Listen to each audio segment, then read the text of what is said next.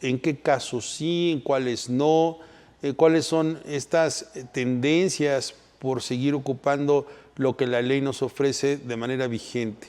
Así que durante todo este curso hablaré respecto a esta figura, pero mi intención es únicamente inducir una capacitación, transmitir un conocimiento, una opinión y, como siempre digo, no es posición de esta empresa, de CADEFI, la opinión que yo exprese. Tampoco estoy promoviendo ningún esquema de remuneración, ni estoy promoviendo algún esquema general o particular para algún contribuyente. No es un esquema que tuviera que ser reportado, ni yo reportar, no lo estoy vendiendo, no lo estoy promoviendo. Y con esas salvedades que el artículo 197 a 202 del Código Fiscal de la Federación me establece, pues hago esa mención. Deslindo a CADEFI de toda responsabilidad de los comentarios que yo comente esta mañana. Tampoco en lo personal asumo alguna postura para dejar de cumplir con la ley o cumplir de una manera diferente. Lo que voy a hacer es desde el punto de vista académico, metodológico, doctrinario y propositivo. Como profesional que soy, cuento con una patente para ejercer una profesión. Esa patente me la ha dado el Estado y soy perito en Derecho y tengo la capacidad de expresar mi interpretación acerca de un texto legal. Estoy autorizado para ello y por eso puedo ejercer libremente mi profesión. Claro, mi profesión de abogado me permite no solamente opinar, sino dictaminar y recomendar, tal como lo haría un médico que se acude a él a una consulta y tiene la capacidad de prescribir un medicamento, puede tener la capacidad de detectar cuál es esa patología del paciente, incluso puede programar para una cirugía o para un tratamiento con otro especialista, porque es experto. Y para que pueda suscribir un medicamento, para que lo pueda prescribir como tal, pues necesita tener esa patente de licenciado en medicina o de médico cirujano o de la especialidad que corresponda. Y así sucede lo mismo. Yo tengo una patente para ejercer el licenciado en Derecho, que implica la aplicación e interpretación, aplicación por parte de los tribunales, pero la interpretación que puedo hacer respecto a esa aplicación que pudieran hacer los tribunales, pues también tengo esa facultad. Entonces, ese sería el preámbulo. He dividido el programa, esta sesión la he dividido como que en 2 o 3 partes que quisiera compartírselas. La primera parte es una mera relatoría contextual. La segunda es entrar de lleno a la estructura gramatical, morfológica de esta institución, porque la experiencia que les quiero compartir es cómo hemos podido persuadir o argumentar ante las autoridades aquellas prácticas que el propio SAT ha determinado como indebidas con esta figura. Entonces, la tercera parte será cuáles son los criterios actuales que se tienen por parte de las autoridades respecto al tratamiento y al final, bueno, pues veremos si hay algunos escenarios para poder compartir algún plan de optimización. Así que no se pierdan el evento de manera completa. Estaremos entrando cerca de las 9:30 de la mañana a Facebook. Estaremos por ahí 50 minutos, 1 hora. Y los que son parte de la membresía, pues podrán acceder a este curso de forma posterior. Mientras tanto, bueno, pues únicamente pondré mayor énfasis como un punto de captar la atención y mostrar un abstract de contenido cuando esté yo en Facebook. Así que parte interesante de algunas cosas que ya no repetiré ni antes ni después va a ser justo en la transmisión de Facebook para que estén atentos. Así que pues prepárense, tomen su café, acompáñenme con un desayuno y empecemos a analizar esta gran figura. Y para ello, bueno, voy a primero presentarles esta lámina que ya en su material ustedes cuentan. Saben que no me gusta leer láminas, saben que no me gusta estar leyendo delante de ustedes, pero este es un material de consulta, por eso hoy quise dejarlo. Nada más voy a resaltar ahí esta parte de nuestro idioma, que es la semántica lingüística. La semántica lingüística, como ustedes pueden estar leyendo, pues es precisamente esa disciplina, esa área en la que se va a analizar el significado de las palabras que utilizamos en un lenguaje. Así la semántica que estoy refiriendo, esta semántica lingüística, pues tiene otros dos aspectos que hay que revisar. ¿Cuál? La sintaxis y la pragmática. La sintaxis pues es la forma en que se enuncian o se escriben las ideas que queremos transmitir, y la pragmática es realmente obtener el sentido de la expresión. O sea, hay veces que utilizamos expresiones en las que no necesariamente significan lo que queremos decir y pueden alcanzar otros conceptos como se le conoce como la metáfora o el sentido figurado, ¿no? Por ejemplo, Juan le echó los perros a María. Decir Juan le echó los perros a María podría tener diferentes interpretaciones y sentidos de acuerdo a la lingüística, de acuerdo a esta semántica que estoy hablando, porque echar significa como aventar, ¿no? Y yo ya no me imagino estar a Juan aventándole perros a María, perros de verdad, perros mamíferos que les esté aventando, pues no. Sin embargo, en una cuestión de sintaxis, la redacción estaría con signos de exclamación y sería a lo mejor una frase irónica o muy popular que entra a la parte de la pragmática. La pragmática es, a ver, ¿qué quiero decir con que Juan le está echando los perros a María? Bueno, pues es una expresión que significa que le está coqueteando, que lo está cortejando y que quiere acercarse a ella de una manera pues más emotiva, ¿no? más filial. Entonces, esta composición de la semántica lingüística nos ayuda a entender que no hay que tomar las cosas tan literales, hay que ver el contexto donde se desenvuelve, hay que ver realmente cuál es el sentido pragmático de la expresión y en función de eso tomar el sentido de las palabras. Esto de la semántica es tan importante que ya lo he mencionado, quizás no mucho porque no lo he hecho, han de haber sido 1 o 2 cursos aquí en CADEFI, lo he hecho en otras instancias, donde les he proferido que deben recordar sus clases de gramática, que debemos tener claras las reglas de nuestro idioma español, porque a veces creemos saber escribir, hay gente que escribe como habla, hay gente que realmente nada más escribe porque tiene pluma y mano, pero el arte de escribir, la elocuencia, el arte de poner las ideas en orden y estructurarlas, no resulta a veces tan fácil. Hay veces que la redacción de un texto puede admitir diferentes significados y eso nos puede llegar a traer problemas, porque en la forma en que nosotros leemos, en que los demás leen lo que escribimos o lo que escribieron, y entre lo que se quiso decir pero no se dijo y se entendió lo que se debía pero que no corresponde al final, pues hay una combinación tipo de 9 situaciones muy concretas, 9 situaciones de totalmente diferente magnitud y nos va a llevar a una interpretación equivocada. Entonces alguien va a tener que venir a destrabar pues todas estas cuestiones, y para destrabar cuál fue el sentido de la expresión, pues tenemos que llegar a una autoridad.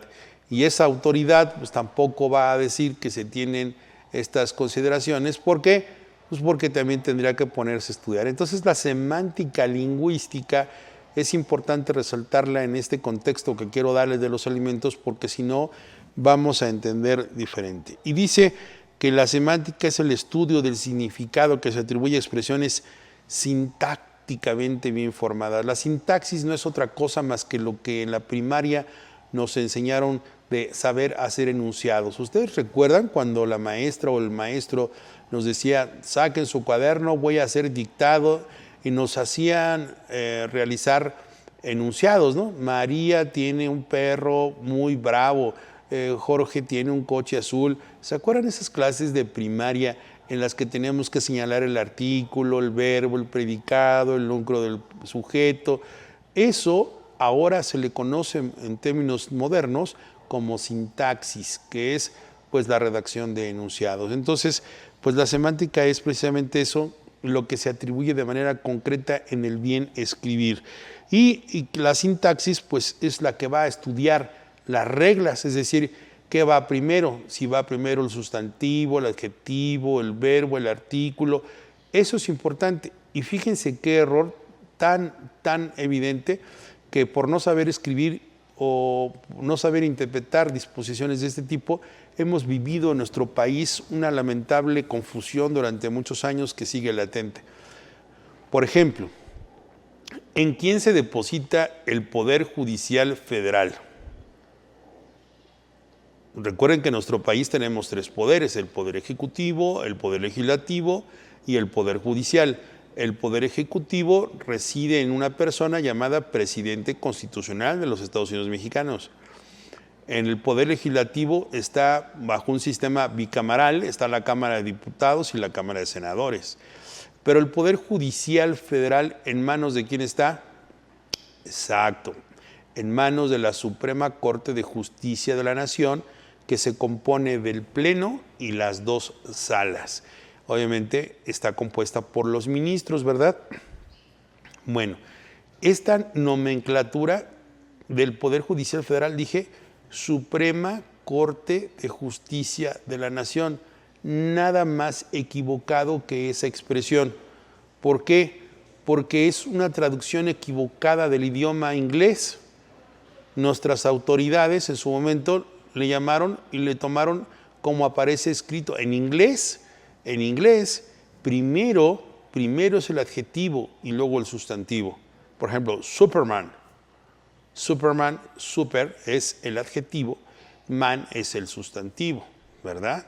Si hablamos del hombre pájaro, igual, Birdman. Birdman primero es precisamente el adjetivo y luego el sustantivo. Cuando hablamos, por ejemplo, hablamos de una hamburguesa gigante, una Big Burger, pues primero el adjetivo, big, y luego el sustantivo, burger. Hamburguesa gigante o hamburguesa grande, ¿verdad? Cuando en Estados Unidos se refieren a Supreme Court, se están refiriendo a la Corte Suprema. Fíjense, sin embargo, nosotros lo que hicimos fue una traducción absurda del idioma inglés al español, que hoy eso no sería una regla adecuada. ¿Por qué? Porque lo correcto en México es primero es el sustantivo y luego el adjetivo, no al revés. Entonces aquí tenemos Suprema Corte de Justicia de la Nación. Oye, estás traduciendo del inglés Supreme Court of the Justice. Eso no es correcto, debió haber sido Corte Suprema de la Nación. Entonces, qué error tan grande tener ese ejemplo de que en México no sabemos ni siquiera nuestras propias autoridades designar con una denominación correcta. ¿Por qué? El uso de sustantivos y adjetivos y verbos produce una alteración. Esa es la sintaxis, eso es lo que nos está diciendo este segundo párrafo de la lámina que ustedes ven en su pantalla. La sintaxis se encarga de estudiar las reglas gramaticales, las reglas del buen escribir y del buen decir en la estructura. En México, entonces, sabemos que primero va, ¿qué dijimos? Primero va el sustantivo y luego el adjetivo. En otras palabras, recordemos que el sujeto o núcleo del sujeto está compuesto por una cuestión de un adverbio que es parte del predicado y que califica al sujeto o a la cosa en la acción o descripción de éste. ¿Se dan cuenta qué importante es tener reglas de la gramática y del idioma español frescas?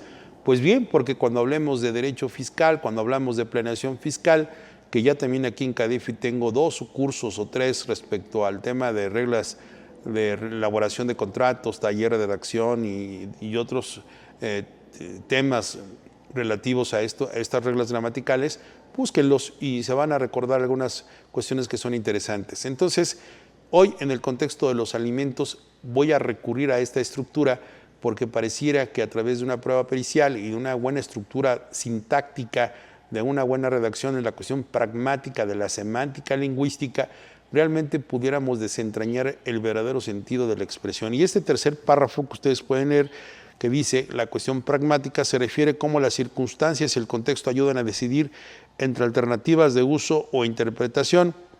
Gracias a la pragmática, el lenguaje puede ser usado con fines humorísticos o irónicos, o yo agregaría, ¿verdad?, ilustrativos, como es el caso que pretendemos en el tema de hoy.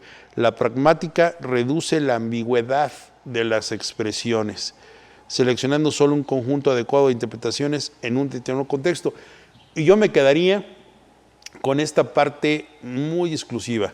Fíjense, la pragmática reduce la ambigüedad. Déjenme poner aquí nuestro cursor. Ahí está. La pragmática reduce la ambigüedad de las expresiones. O sea, si de por sí iba a ser un tema ambiguo lo que estoy diciendo, pues entonces la parte de la semántica lingüística en la que se refiere a la pragmática nos ayuda a reducir esa ambigüedad para dar un conjunto adecuado de interpretaciones. Es decir, para que no andemos dando tumbos, para que no andemos especulando, precisamente la pragmática nos ayuda a ser concretos, sintéticos ante una situación. Si nosotros decimos, oye, ese platillo que está consumiendo Rubén no tiene nada de valor alimenticio, eso es un alcance. Ese platillo que está consumiendo Rubén no tiene ningún valor alimentario, tiene otro alcance. Ese platillo que está comiendo Rubén para nada es un alimento. Y fíjense, ¿cuál sería la expresión adecuada? Eso es lo que nosotros vamos a tratar de resolver con la ayuda de estas herramientas. ¿Cómo se usa la semántica? Bueno, la finalidad es primero descomponer el significado, pero fíjense bien importante esto que les voy a decir, en unidades más pequeñas. La semántica nos va a ir permitiendo ir reduciendo las expresiones. Por ejemplo, si yo les dijera a ustedes, dime qué es un pato, pues obviamente quien no ha leído en su vida un diccionario no podría describir qué es un pato. Pero si lo vamos haciendo por la descripción del objeto o de la cosa o del animal o de la persona, podemos ir descomponiendo hasta llegar a un sentido más genérico. Un pato, no hay duda que es un ave. ¿Y las aves qué se caracterizan? Pues por ser ovíparos. Y por ser ovíparos, ¿qué implica? Pues mira, puede ser que al tener alas, pues tiene plumas, porque si es un ave, todas las aves tienen plumas. Entonces vas describiendo el sujeto en partes más pequeñas hasta llegar a un concepto al hilar todas esas composiciones. Entonces, dentro de la semántica existen dos elementos, se le llaman los semas o los rasgos semánticos. Estas semas o rasgos semánticos son los que nos van a ir ayudando a diferenciar las expresiones que vamos a utilizar. Ya cuando estemos ahorita en la siguiente lámina, cuando yo les esté explicando, ya sabrán ustedes a qué me quiero referir con el tema de el sema. Estos permiten segmentar el significado de las palabras y diferenciar las palabras de significado parecido y palabras de significado opuesto. Fíjense qué interesante es. Nosotros vamos a entender cuál es esa diferencia entre lo que es el concepto de alimentos, porque pareciera que alimentos se da en una expresión bastante amplia. Lo veremos ahora. Quiero aprovechar para dar la bienvenida a nuestros amigos de Facebook, que en este momento ya nos encontramos conectados en vivo a través de esta red social y estamos dando el antecedente, el preámbulo de la importancia del tema de los alimentos, pero para un sentido fiscal, un sentido de objetividad, vemos que a lo largo de estos últimos años las autoridades han querido limitar y acotar el uso de esta figura que tiene diferentes alcances. Hay confusión en cuanto al régimen jurídico de los alimentos en el parentesco y la otra es no saber distinguir a la institución como tal de los alimentos.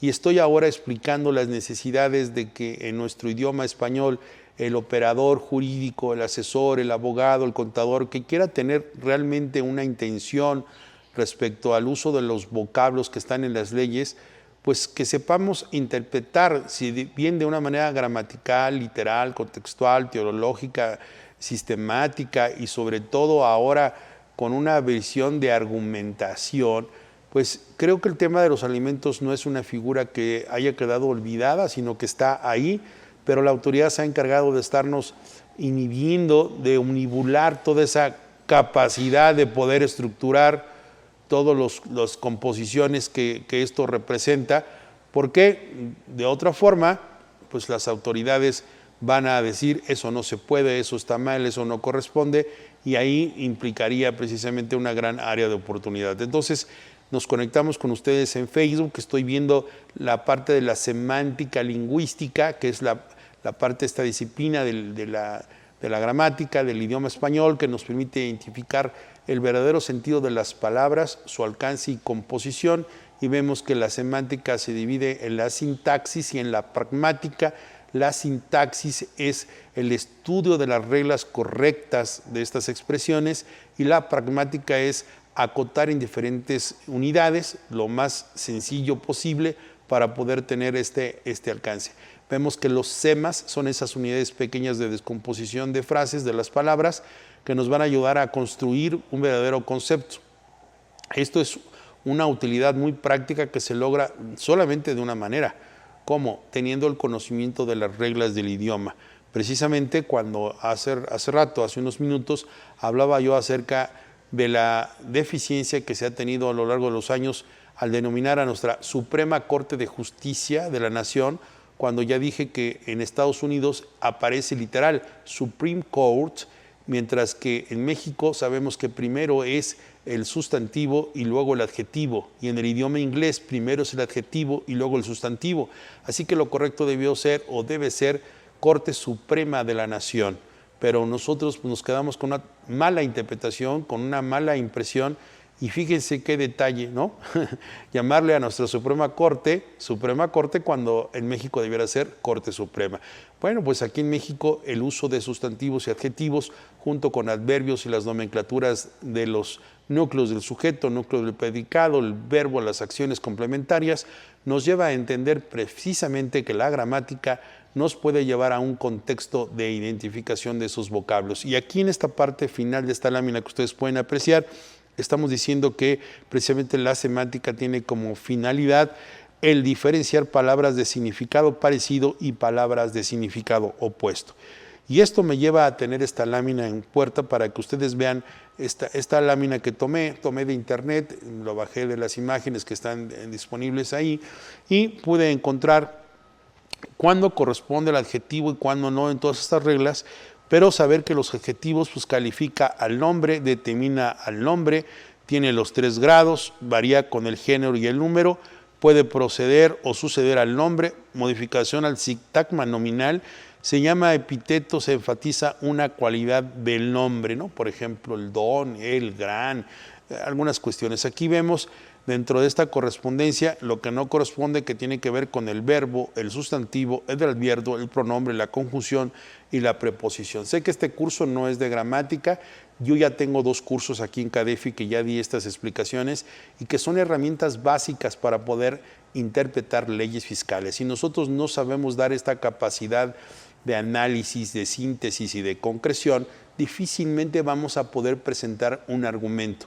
Y el objetivo de esta primera parte es realmente evidenciar si el tema de la figura de los alimentos ya como institución o ya en el régimen jurídico de los alimentos realmente es un hecho generador o es una situación que es posible adecuar a las leyes vigentes que la contemplan y dar la consecuencia del impacto tributario, a veces nulo, a veces disminuido, que produce en las diferentes leyes el tratamiento de este concepto. Parece que hemos olvidado el sentido de los alimentos, se ha abusado a través de figuras como sociedades en nombre colectivo, las sociedades universales de Yucatán, algunas situaciones que tienen que ver con comandita simple, ley de ayuda alimentaria. Ha habido un abuso del concepto que ha provocado que las autoridades emitan un criterio de práctica fiscal indebida al utilizar esta plataforma como remuneración. Pero la investigación que yo he hecho, que estoy haciendo respecto a este tema y que les estoy compartiendo esta mañana, me lleva a unos primeros claros oscuros, a unas primeras conclusiones de que los alimentos sí pueden ser de cierta forma una vigente manera de optimizar el impacto tributario, sobre todo cuando tiene una razón de negocios, tiene una lógica y que en verdad las personas físicas pueden obtener este tipo de ingresos con el beneficio fiscal que está en la ley. Lo único que sabemos es que tenemos que expresar con argumento, con fundamento, una lógica de por qué operaría. Es tanto como pensar que, por ejemplo, lo que reciben los ninis o las ayudas que da el gobierno federal a personas adultas, mayores, y a mamás solteras, o ahora a las becas que otorga a los jóvenes. Precisamente eso, el Estado se erige como una persona moral, y el Estado sí da ese tipo de becas o ayudas en especie y en dinero, y eso se llama alimentos. Entonces, ¿verdad que es una mentira que las personas morales no pueden dar alimentos? Ese argumento de la Corte, de las autoridades en el tema de que los alimentos nada más es en pensión alimenticia, es un tema equivocadísimo, es un tema que está fuera de contexto, porque si nada más pudiera ser entre padres e hijos o entre acreedores y deudores alimentarios derivados del parentesco, pues entonces el gobierno federal o los gobiernos locales no pudieran estar dando becas, ni albergues, ni ropa, ni cobijas, ni dinero, ni sustento. ¿Por qué? Porque no podrían, no hay parentesco entre el gobierno y una persona física. Un nini pues no es su hijo, no es su adoptado, no es nada. Bueno, pues esa ficción es absurda. Por eso digo que el tema de los alimentos es novedoso y que sí tiene un efecto fiscal, como iremos viendo. Entonces esta lámina nos retrata nada más ahí para estudio de ustedes esta figura. Vemos, noten que aquí estoy hablando de cuando se pone el adjetivo con todas estas variantes que sí califican, determinan en número, en posición, en sexo, etcétera, pero sí va cambiando cuando se trata de una categoría gramatical igual de verbo, en el que va a designar situaciones concretas. Estas dos láminas son importantes para entender el concepto de cierta forma profundo, porque si nosotros no sabemos por ejemplo, que los verbos tienen ese tres tipos de combinaciones y su estructura de qué tipos son, estamos hablando del verbo, por ejemplo, alimentar. Si hablamos de alimentos, estoy en el tema alimentar, y alimentar sería en su carácter de verbo. Cuando hablo de adjetivo sería alimenticio o a lo mejor alimentario. ¿Sí me explicó? Entonces la expresión alimentos, cuando es adjetivo calificativo, puede ser que es un alimento porque tiene ciertas cualidades tipo de adverbio que producen ciertas características que califican a la acción del sujeto. Pero también puede ser que adopte la postura de verbo y entonces ya no es lo mismo y tiene diferentes estructuras. Así lo que podemos ver, por lo tanto, que nosotros tenemos siempre dos expresiones: lo que nosotros ya nos dijeron que es, lo que nosotros creemos que es y lo que realmente es. Dentro de esas tres cosas, eso lo podemos dividir en dos campos: el significado y el significante. Si yo a ustedes ahora les digo una cancha de fútbol, soccer, ustedes se están imaginando un estadio. A lo mejor alguien se va a imaginar un llano grande con dos porterías y sin ninguna línea que distinga las partes de la cancha deportiva. A lo mejor alguien se está imaginando pues un campo nada más a media barda, con algunas porterías y con algunas gradas. Entre el significado y el significante es, lo que debe ser y lo que realmente percibo que es. Esto es importante tenerlo claro, porque cuando hablamos de alimentos, ¿qué es lo que cree el juez? ¿Qué es lo que cree el contribuyente? ¿Y qué es lo que cree la autoridad que debe darle o no el efecto fiscal a la percepción? Son posiciones diferentes. Cuando hablamos del tema de los alimentos, para el SAT, los alimentos es únicamente una figura que nace entre los padres y los hijos, los esposos, las esposas, los hermanos, los abuelos. Eso es lo que le tiene en su significado, y su significante es lo que tiene el SAT. Pero también cuando me hablan a mí como abogado, los alimentos, yo tengo dos perspectivas: como institución de los alimentos y el régimen jurídico por función del parentesco.